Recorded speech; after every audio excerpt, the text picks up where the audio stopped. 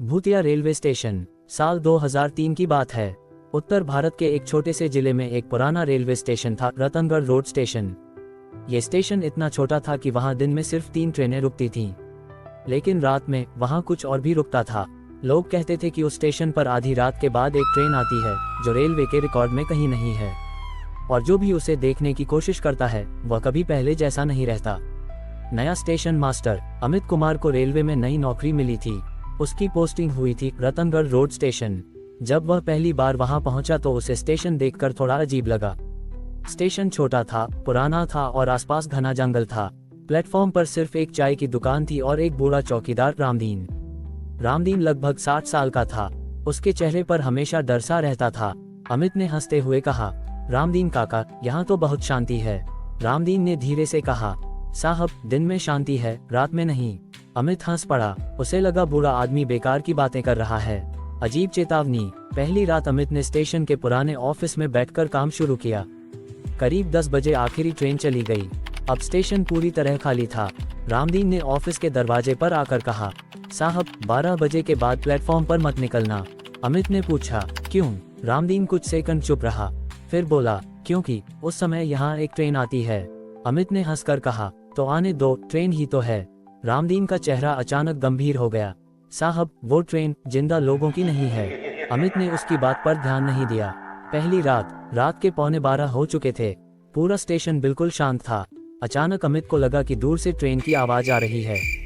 छुक छुक छुक। अमित हैरान हो गया। रेलवे टाइम टेबल के हिसाब से इस समय कोई ट्रेन नहीं थी। वह खिड़की से बाहर देखने लगा। दूर जंगल के पीछे से एक पुरानी ट्रेन की हेडलाइट दिखाई दी, लेकिन अजीब बात यह थी कि उसकी रोशनी बहुत हल्की थी, जैसे धुंध में जल रही हो। अमित जल्दी से बाहर निकल आया। रामदीन ने उसे देखकर जोर से कहा, साहब, बाहर मत जाए।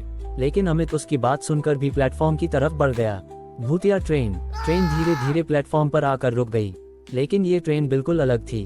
उसके डिब्बे पुराने थे, जैसे 50 साल पुराने। उन पर जंग लगा हुआ था। सबसे डरावनी बात यह थी कि ट्रेन के अंदर कोई आवाज नहीं थी, ना कोई यात्री, ना कोई हलचल, सिर्फ सन्नाटा। अमित धीरे धीरे एक डिब्बे के पास गया। दरवाजा अपने आप खुला।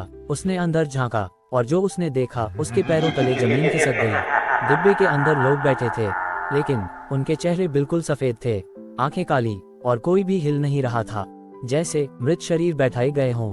अचानक उनमें से एक आदमी ने धीरे धीरे अपना सिर घुमाया और अमित की तरफ देखने लगा। उसकी आंखों में पुतलियां ही नहीं थीं। अमित का दिल जोर जोर से धड़कने लगा।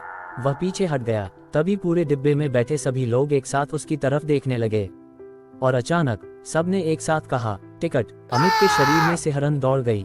गायब होती ट्रेन। अमित डर कर पीछे भागा। रामदीन दूर से चिल्ला रहा था, साहब, मत देखिए उनकी आंखों में। अमित जैसे ही प्लेटफॉर्म के किनारे पहुंचा, अचानक एक जोरदार सीटी बजी और ट्रेन धीरे धीरे आगे बढ़ने लगी।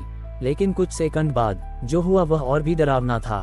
ट्रेन धीरे धीरे धुंध में घुलने लगी, जैसे कोई परछाई हो। कुछ ही पल में पूरी ट्रेन गायब हो गई। रेल की पटरी खाली थी। अमित वहीं खड़ा कांप रहा था।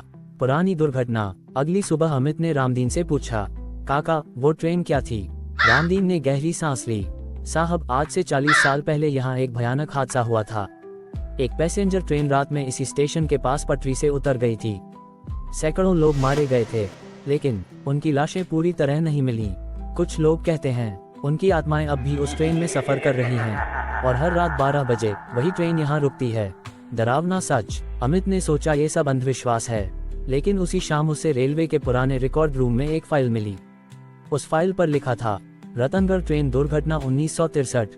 अमित ने फाइल खोली और पहली तस्वीर देखकर ही उसके हाथ कांपने लगे। तस्वीर में वही ट्रेन थी जो उसने कल रात देखी थी, लेकिन अगली तस्वीर देखकर उसकी सांस रुक गई। तस्वीर में दुर्घटना के बाद यात्रियों की लाशें दिखाई दे रही थीं। उनमें से एक चेहरा बिल्कुल वैसा ही था जैसा आदमी कल रात ट्रेन में बैठा था। अमित के हाथ से फाइल गिर गई, और उसी समय ऑफिस की खिड़की के बाहर से किसी ने धीरे से कहा, टिकट। अमित धीरे धीरे खिड़की की तरफ मुड़ा, और वहां जो खड़ा था उसे देखकर उसकी चीख निकल गई। कहानी जारी। Please like, share and subscribe and don't forget to follow.